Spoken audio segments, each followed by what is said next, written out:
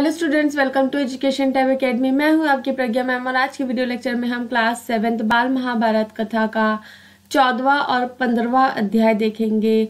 तो 14वां अध्याय है जरासंध और 15वां अध्याय है इंद्रप्रस्थ। तो हम स्टार्ट करेंगे। स्टार्ट करने से पहले जो है हम कुछ कठिन शब्द देखेंगे। तो स्टार्ट करते हैं। पहला है प्रतापी, जो वीर हो। रास्यु, सम्राट पद का अधिकारी बनने हेतु राजा द्वारा किया गया एक विशेष यज्ञ। सम्राट, साम्राज्य का स्वामी, तत्काल, तुरंत। नरेश, राजाओं का राजा, अधीन, अपने वश में करना। बंदी गृह, जेल। साध्य, किसी कार्य को पूरा करना। धिक्कार, लानत, अपमान। सामर्थ्य, योग्यता। मुग्ध, मोहित। वल्कल, वृक्ष की छाल का कपड़ा। कुशा, घास। व्रती, सन्यासी। कुलीन, उच्च कुल का। अभ्यात, सामने आए हुए। अग्र, पहले। गौरवान्वित, सम्मानित होना। व्यंग, ताना। एक बारगी, एक बार ही में। असहाय, असहनीय। सहज, आसानी से। तो अब कठिन शब्द देखने के बाद हम चैप्टर स्टार्ट करते हैं। तो 14 चैप्टर जो है वो है जरासंध। इस चैप्टर में हमें जरासंध के बारे में देखना है और जरासंध का अंत कैसे हुआ ये भी हमें देखना है। तो चैप्टर स्टार्ट करते हैं। इंद्रप्रस्थ में प्रतापी पांडव न्यायपूर्वक प्रजा पालन कर रहे थे। युधिष्ठिर के भाइयों तथा साथियों की इच्छा हुई कि अब राजस्व यज्ञ करके सम्राट पद प्राप्त किया जाए। इस बारे में सलाह करने के लिए युधिष्ठिर ने श्री कृष्ण को संदेशा भेजा। जब श्री कृष्ण को मालूम हुआ कि युधिष्ठिर उनसे मिलना चाहते हैं तो तत्काल ही वह द्वारिका से चल पड़े और इंद्रप्रस्थ पहुंचे। तो यहाँ पे जो है इंद्रप्रस्थ में इससे पहले का जो चैप्टर है उसमें हमने देखा था कि कैसे जो है पांडवों ने इंद्रप्रस्थ नामक एक सुंदर नगरी को बसाया और इस इंद्रप्रस्थ में जो है वो एकदम न्याय के साथ पूरे जस्टिस देते हुए प्रजा के साथ एकदम खुशहाली से जो वहाँ पे राज्य कर रहे हैं। तो युधिष्ठिर के जो भाई हैं और उनके कुछ मित्र वगैरह हैं जो वो उनको क्या बोलते हैं कि अब आप सम्राट पद प्राप्त करिए और उसके लिए आपको क्या करना है, राजस्व यज्ञ करना होगा।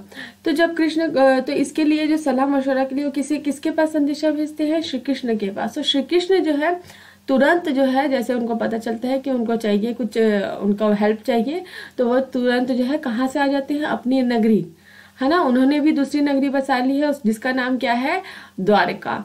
तो द्वारका जो है अभी कहाँ पे है, अभी अब रिसेंट में हम देखेंगे तो द्वारिका कहाँ पे होती है, आपकी गुजरात में। तो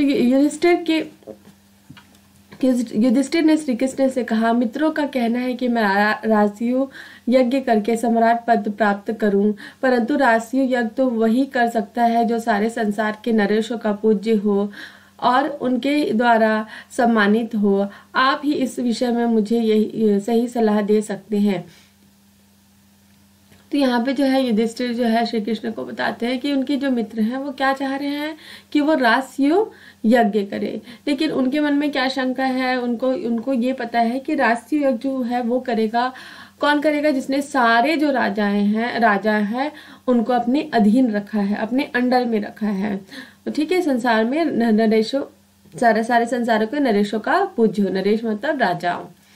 युधिष्ठिर की बात शांति के साथ सुनकर श्री कृष्ण बोले, मगध के राजा जरासंध ने सभी राजाओं को जीतकर अपने अधीन कर रखा है।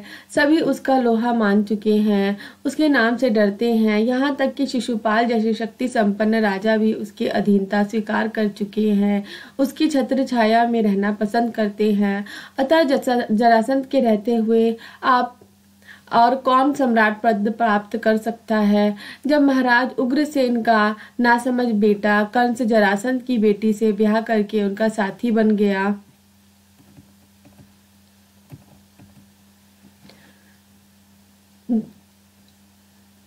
तब मैंने और मेरे बंधुओं ने जरासंध के विरोध युद्ध किया था। 3 बरस तक हम उनकी सेनाओं से लड़ते रहे पर आखिर हार गए। हमें मथुरा छोड़कर दूर पश्चिम द्वारका में जाकर नगर और दुर्ग बनाकर रहना पड़ा। आपके साम्राज्य अधीश होने में दुर्योधन और कर्ण को आपत्ति ना भी हो, फिर भी जरासंध से इसकी आशा रखना बेकार है। बगैर युद्ध के जरासंध इस बात को नहीं मान सकता है। जरासंध ने आज तक पराजय का नाम तक नहीं जाना है। ऐसे अजय पराक्रमी राजा जरासंध के जीते जी आप राजसी यज्ञ नहीं कर सकते। उसने जो राजे महाराजे बंदी गृह में डाल रखे हैं, किसी न किसी उपाय से पहले उन्हें छुड़ाना होगा। जब ये होगा तभी राशियों करना आपके लिए साध्य होगा। साध्य मतलब आसानी से करना होगा। तो यहाँ पे जो है श्री कृष्ण उनको बोलते हैं कि जो आप अगर राशियों करना है तो आपको पहले क्या करना पड़ेगा, जरासंध को हराना होगा, है ना। जरासंध को अपने अधीन रखना होगा, क्योंकि जो है जरासंध है उसने सारे जो राजा हैं उसे अपने अधीन रखा है। इवन जो बड़े बड़े राजा है, जैसे शिशुपाल का बताया उन्होंने कि शिशुपाल को भी उन्होंने अपने अधीन में रखा है। और उन्होंने क्या किया, जो जरासंध जो है उनकी, जैसे आप उसको अगर आप राजसूय यज्ञ करते हैं तो दुर्योधन और कर्ण को भले ही आपत्ति ना हो, लेकिन जो जरासंध है वो बिल्कुल भी मतलब मानने वाला नहीं है। और उन्होंने बताया कि 3 वर्ष तक उन्होंने जरासंध से युद्ध भी किया, लड़ते रहे और आखिर में जो हार गए और उन्होंने मथुरा में जाके अपना राज्य अलग से बनाना पड़ा।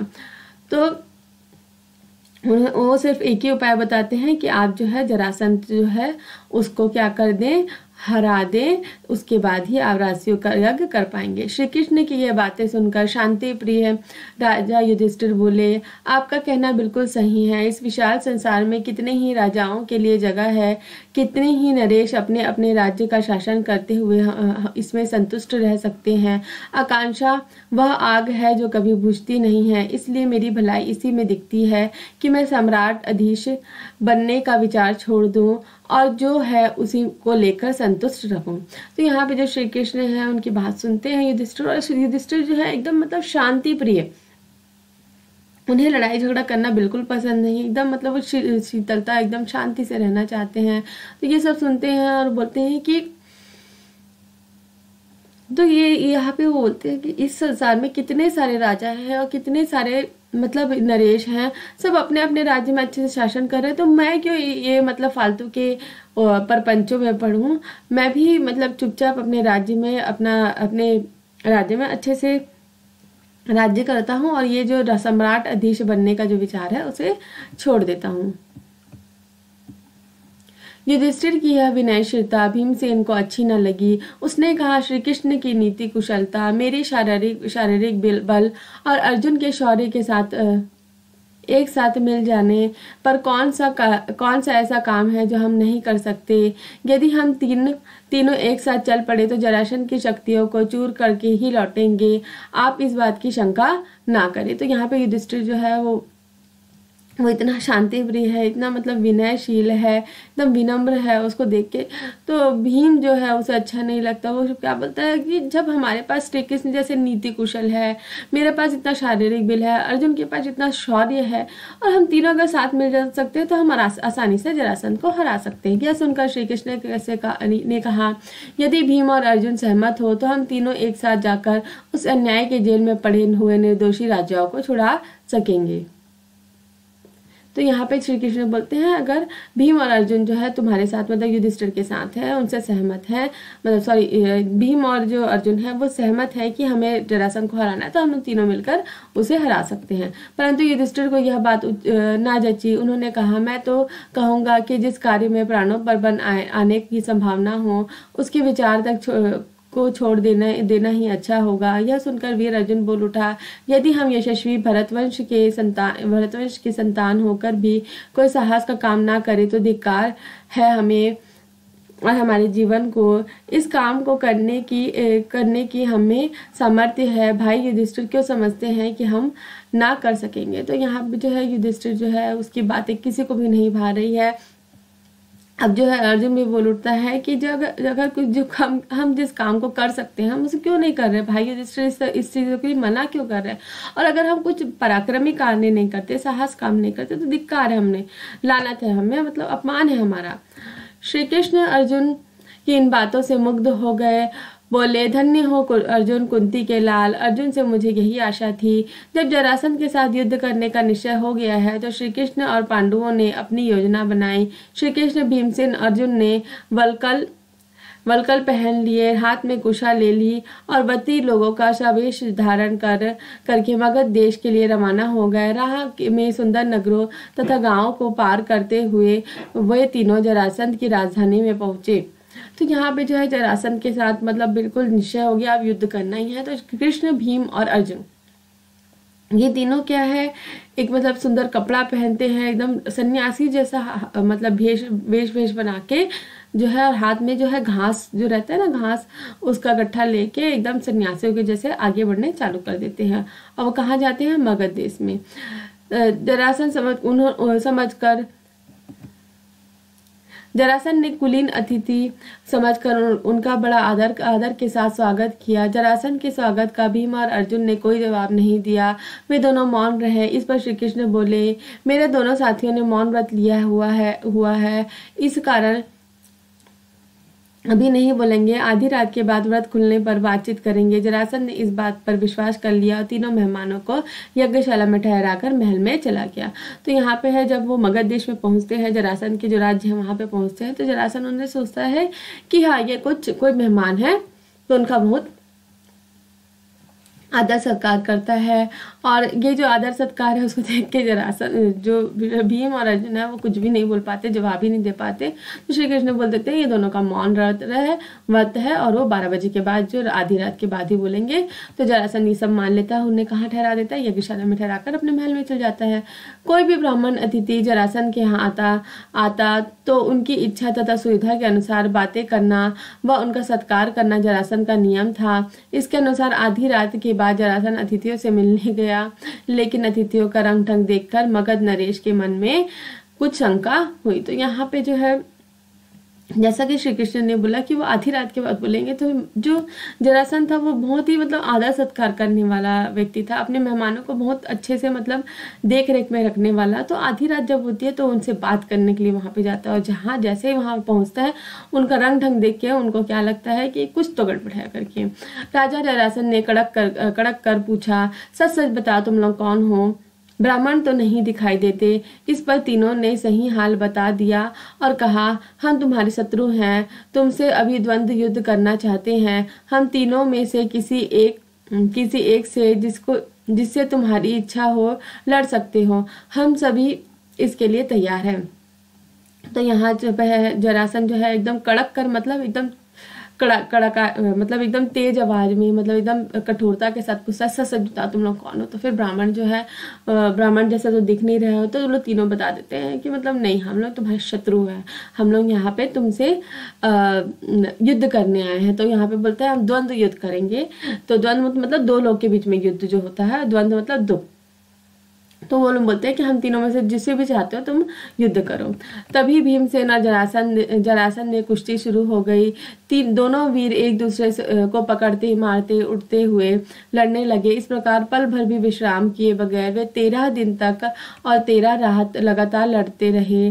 14वें दिन जरासंध थक कर जरा देर को रुक गया, पर ठीक मौका देखकर श्री कृष्ण ने भीम को इशारे से समझाया और भीमसेन ने फौरन जरासंध को उठाकर चारों ओर घुमाया और उसे जमीन पर जोर से पटक दिया। इस प्रकार अजय जरासंध का अंत हो गया।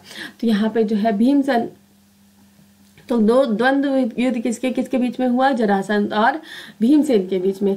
तो दोनों जो वीर है एकदम लड़ते रहे, एक दूसरे को पकड़ते गिराते।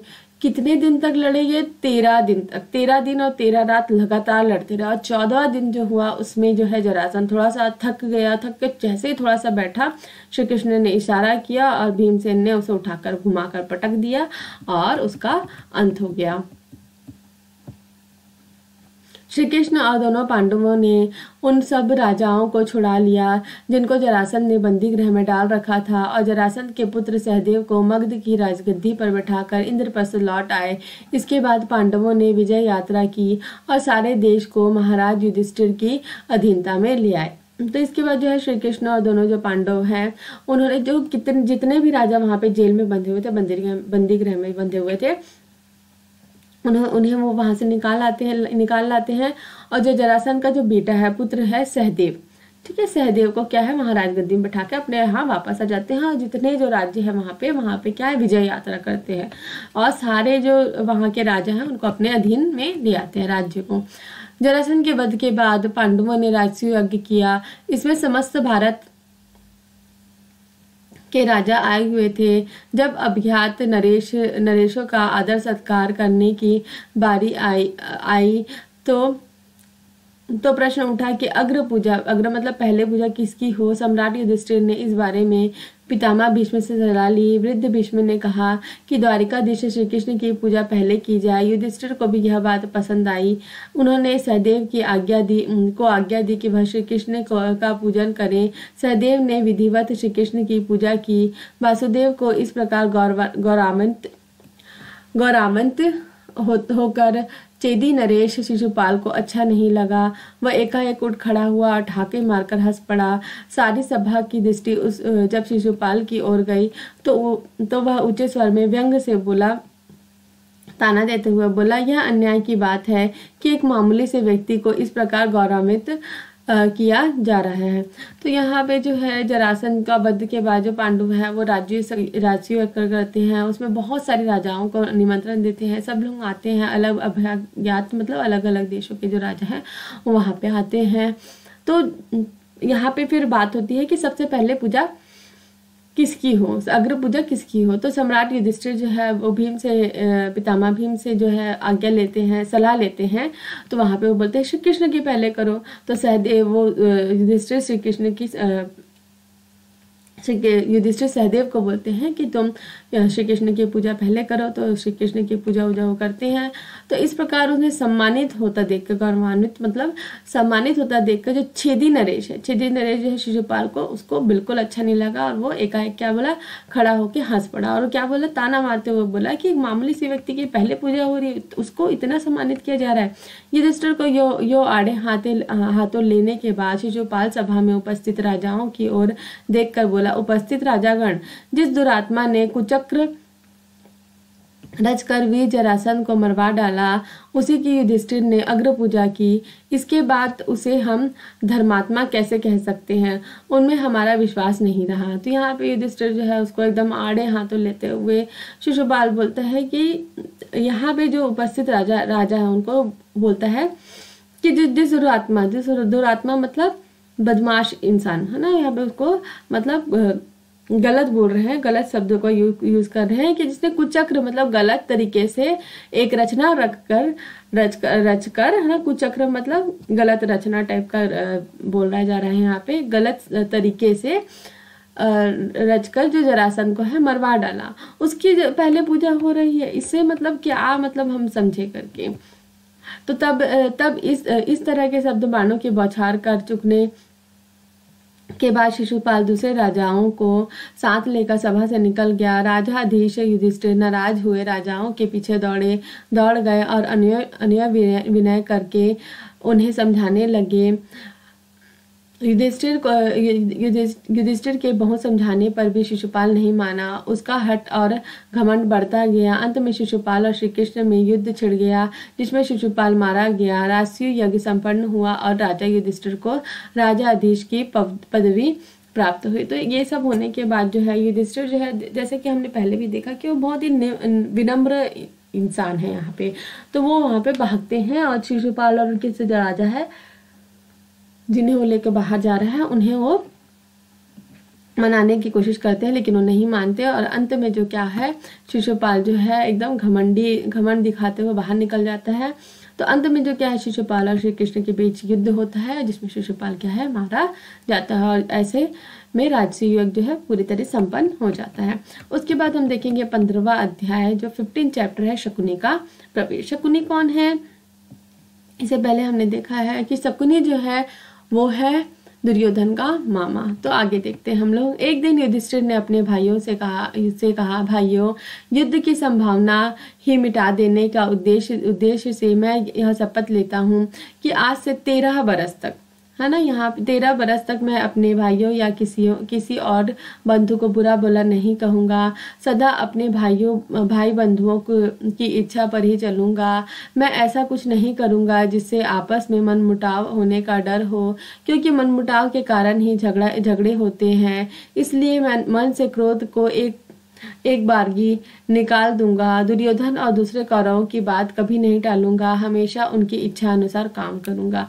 तो यहाँ पे जो है एक दिन युधिष्ठिर अपने भाइयों से बोलते हैं कि बस अब तो युद्ध कुछ करना ही नहीं है, एकदम शांति से रहना है। और ये क्या बोलते हैं, मैं शपथ लेता हूँ कि 13 वर्ष तक मैं किसी को कुछ भी नहीं बोलूंगा, किसी को कुछ भी भला बुरा नहीं बोलूंगा, चाहे वो मेरे भाई हो, कोई भी मेरा बंधु मतलब मित्र हो, और चाहे वो दुर्योधन और कौरव कोई भी हो, और जो भी किसी की भी बात नहीं टालूंगा, और हमेशा जो है दुर्योधन और कौरव को साथ लेकर उनकी इच्छा अनुसार ही काम करूंगा।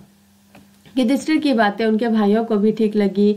वे भी इस निश्चय पर पहुंचे कि झगड़ा फसाद का हमें कारण नहीं बनना चाहिए। उधर युधिष्ठिर चिंतित हो रहे थे कि कहीं कोई लड़ाई झगड़ा ना हो जाए, और इधर राशि यज्ञ का ठाट बाट तथा पांडवों की यश समृद्धि का स्मरण ही दुर्योधन के मन को खाए जा रहा था। वह ईर्ष्या के जलन में बेचैन हो रहा था। दुर्योधन ने यह भी देखा कि कितने ही देशों के राजा पांडव के परम मित्र बने हैं, और इसमें सबके स्मरण मात्र से उसका दुख और भी असह्य हो उठा। पांडव के सौभाग्य की याद करके उसकी जलन बढ़ने लगती है। अपने महल के कोने में इस भांति चिंतित और उदास भाव से वह एक रोज खड़ा हुआ था कि उसे यह पता ना लगा कि उसके बगल में उसके मामा शकुनी आ खड़े हुए हैं। तो युधिष्ठिर जो है युधिष्ठिर जो बोल रहा है कि अब वो कोई लड़ाई झगड़ा नहीं करना चाहता, तो उस बात से उसके जो भाई हैं वो भी क्या हुए, संतुष्ट हुए। उन्हें भी लगा कि झगड़ा वगड़ा करने से कोई मतलब नहीं, शांति से अपने राज्य में राज्य किया जाए। तो ये जो युधिष्ठिर है उसके जो पांडव है उनके ठाट बाट, उनके राष्ट्रीय यज्ञ भी कर लिया, सम्राट पद भी प्राप्त कर लिया। तो ये सब चीजों से जो दुर्योधन है उसे काफी जलन होती थी। उसने पांडवों ने जो भी प्राप्त किया, जो भी उपलब्धि प्राप्त हुई, उसको देखकर उसके मतलब स्मरण मात्र से जो दुर्योधन है उसे बहुत ही जलन होती थी, ईर्ष्या होती थी, उसे बिल्कुल बेचैनी होने लग जाती थी। और ये सब भाव लेके वो क्या है अपने महल के कोने में एक दिन खड़ा हुआ था, और वैसे ही उसके बगल में कौन खड़ा था, उसके मामा शकुनी आ खड़े हुए। वो फिर बोलते हैं उसे, बेटा यो चिंतित और उदास क्यों खड़े हो, कौन सा दुख तुमको सताता है? शकुनी ने पूछा। दुर्योधन लंबी सांस लेते हुए बोला, मामा चारों भाइयों समेत युधिष्ठिर ठाट बाट से राज कर रहा है। यह सब इन आंखों में देखने पर भी मैं कैसे शोक ना करूं, मेरा तो अब जीना ही व्यर्थ मालूम होता है। तो यहाँ पे जो है वो एकदम चिंतित होके खड़ा हुआ, उदास खड़ा हुआ रहता है। तो बोलते शकुनी बोलता है कि पूछते हैं उसे कि क्या हो गया, तुम इतना मतलब उदास क्यों हो? तो दुर्योधन जो है एकदम ऐसे करके लंबी सांस लेता है और एकदम बोलता है कि जो मामा देखिए, युधिष्ठिर और उसके जो चारों भाई मतलब पांडु जो है एकदम ठाट बाट से राज्य कर रहे हैं, और ये सब मुझे देखता हूँ तो मुझे अच्छा नहीं लगता। शकुनी दुर्योधन को सांत्वना देते हुए बोला, बेटा दुर्योधन इस तरह मन छोटा क्यों करते हो, आखिर पांडु तुम्हारे भाई ही तो है, उनका सौभाग्य पर तुम्हें जलन नहीं होनी चाहिए। न्यायपूर्वक जो राज्य उनको प्राप्त हुआ है उसी का तो उपभोग वह कर रहे हैं। पांडवों ने किसी का कुछ बिगाड़ा नहीं है, जिस पर उनके अधिकार था वही उन्हें मिला है। अपनी शक्तियों से प्रयत्न करके यदि उन्होंने अपना राज्य तथा सत्ता बढ़ा ली है, तो तुम क्यों जी छोटा करते हो? और फिर पांडवों की शक्ति और सौभाग्य से तुम्हारा बिगड़ता क्या है? तुम्हें कमी किस बात की है? द्रोणाचार्य, अश्वत्थामा और तथा कर्ण जैसे वीर तुम्हारे पक्ष में हैं। यही नहीं बल्कि मैं, भीष्म, कृपाचार्य, जयद्रथ, सोमदत्त सब तुम्हारे साथ हैं। इन साथियों की सहायता से तुम सारे संसार पर विजय पा सकते हो, फिर दुख क्यों करते हो? तो यहाँ पे जो है शकुनी उसे समझाने का प्रयास करता है कि पांडव तुम्हारे भाई हैं, उनसे क्या जलन ईर्ष्या, अगर वो अपने राज्य में अच्छे से राज्य कर रहे हैं तो तुम्हारा क्या जाता है? और वो बोलते हैं कि तुम्हारे पास भी तो इतना बड़ा राज्य है, और तुम्हारे मतलब तुम्हारे साथ कितने सारे वीर पराक्रमी लोग हैं, जैसे द्रोणाचार्य, अश्वत्थामा है, वो अपना भी नाम लेते हैं, कर्ण का नाम लेते हैं, और बाकी बहुत सारे लोगों को बताते हैं कि सब तुम्हारे साथ है, तुम चाहो तो पूरे संसार में विजय प्राप्त कर सकते हो। यह सब सुनकर दुर्योधन बोला, जब ऐसी बात है तो मामा जी हम इंद्रप्रस्थ पर चढ़ाई क्यों नहीं कर देते? तो ये सब सुनकर दुर्योधन बोलता है कि ऐसी बात है तो चलो हम लोग इंद्रप्रस्थ में ही जाके लड़ाई करते। शकुनी ने कहा, युद्ध की तो बात ही ना करो, वह खतरनाक काम है। तुम पांडवों पर विजय पाना चाहते हो तो युद्ध की बजाय चतुराई से काम लो। मैं तुमको ऐसा उपाय बता सकता हूँ जिससे बगैर लड़ाई के ही युधिष्ठिर पर सहज में विजय पाई जा सकती है। दुर्योधन की आंखें आंसू से चमक उठी, बड़ी उत्सुकता के साथ पूछा, मामा जी आप ऐसा उपाय जानते हैं? तो शकुनी ने कहा, युद्ध जो है उसका वैसा काम क्यों करते हैं, मैं एक दूसरा उपाय बताता हूँ जिससे तुम चतुराई से बिना लड़ाई जो है उन पे विजय प्राप्त कर सकते हो। तो दुर्योधन जो एकदम खुश हो जाता है और पूछता है, जल्दी बताओ मामा जी कौन सा उपाय है। शकुनी ने कहा, दुर्योधन, युधिष्ठिर को चौसर का खेल का बड़ा शौक है पर उसे खेलना नहीं आता।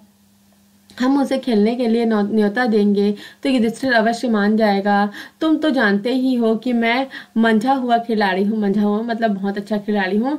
तुम्हारी ओर से मैं खेलूंगा और युधिष्ठिर को हराकर उसका सारा राज्य और ऐश्वर्य बिना युद्ध के आसानी से छीन कर तुम्हारे हवाले कर दूंगा। तो शकुनी जो है वो बोलता है, जो दुर्योधन युधिष्ठिर जो है उसे चौसर का खेल मतलब जुआ खेलने का बहुत शौक है, लेकिन उसे खेलना आता नहीं है।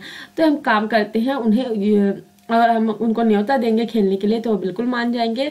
और मैं जो है उस खेल में क्या हूँ, माहिर हूँ। तो मैं तुम्हारी ओर से खेलूंगा और जो उसका पूरा राज्य है उसे जीतकर तुम्हें सौंप दूंगा। इसके बाद दुर्योधन और शकुनी धृतराष्ट्र के पास गए। शकुनी ने बात छेड़ी, राजन देखिए तो आपका बेटा दुर्योधन शोक और चिंता के कारण पीला सा पड़ गया है। अंधा और बूढ़ा धृतराष्ट्र को अपने बेटे पर अपार स्नेह था। शकुनी की बात से वह सचमुच बड़े चिंतित हुए। अपने बेटे को उन्होंने छाती से लगा लिया और बोले, बेटा तुम्हें तो कुछ मुझे तो कुछ समझ में नहीं आता कि तुम्हें किस बात का दुख हो सकता है। तुम्हारे पास ऐश्वर्य की कमी नहीं है, सारा संसार तुम्हारी आज्ञा पर चल रहा है, फिर तुम्हें चिंता काहे की। तो यहाँ पे जो है वो दोनों कहाँ जाते हैं, धृतराष्ट्र के पास जाते हैं और बोलते हैं, मामा जो है शकुनी जो है वो बात छेड़ता है कि बोलता है, देखो तो आपका बेटा है वो कितना मतलब शोक मतलब इसका कितना दुख है और पीला सा पड़ गया है। तो जो अंधा धृतराष्ट्र है वो क्या एकदम मतलब अपने बेटे को बहुत प्यार करता है और वो बोलता है एकदम मतलब बड़े बेटे को गले लगा लेता है, बोलता है, बेटा को तुम्हें किस बात का मतलब दुख है, तुम्हारे पास इतना ऐश्वर्य है, इतना धन दौलत है, पूरा संसार मतलब तुम्हारी आज्ञा में चल रहा है, और क्या चाहिए तुम्हें। लेकिन शकुनी ने धृतराष्ट्र को सलाह दी कि चौसर का खेल के लिए पांडव को बुलाया जाए। दोनों के इस प्रकार आग्रह करने पर भी धृतराष्ट्र ने तुरंत हाँ नहीं की। वह बोले, मुझे यह उपाय ठीक नहीं जच रहा है। मैं विदुर से भी तो सलाह कर लूँ, वह बड़ा समझदार है। मैं हमेशा से उसका कहा मानता आया हूँ। उससे सलाह कर लेने के बाद ही कुछ तय करना ठीक होगा। पर दुर्योधन को विदुर से सलाह करने की बात पसंद नहीं आई। तो यहाँ पे जो है धृतराष्ट्र जो है चौसर का खेल, जुआ का खेल जो खेलने के लिए एकदम एक बार में मानते नहीं है।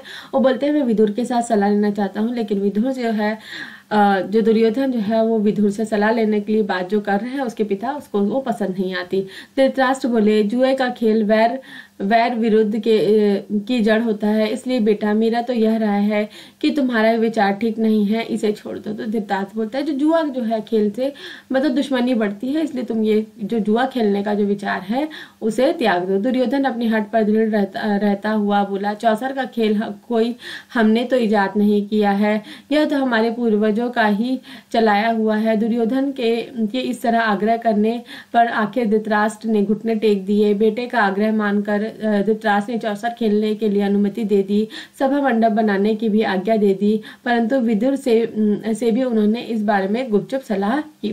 तो यहाँ पे जो है दुर्योधन है एकदम जिदहट मतलब जिद में रहता है। चौसर बोल देता है कि जो चौसर का खेल है मैंने तो इजाद मतलब मैंने उसके मतलब इन्वेंशन तो नहीं किया, मतलब मैंने तो वो खेल नहीं बनाया है, ये तो हमारे जो पूर्वज है वहां से खेलते आए हैं।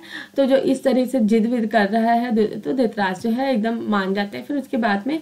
लेकिन वो जो गुपचुप है मतलब चुपके से जो है विदुर से भी सलाह लेते हैं। विदुर बोले, राजन, सारे वर्ष का इससे नाश हो जाएगा। इसके कारण हमारे कुल के लोगों में आपसी मनमुटाव और झगड़ा फसाद होंगे।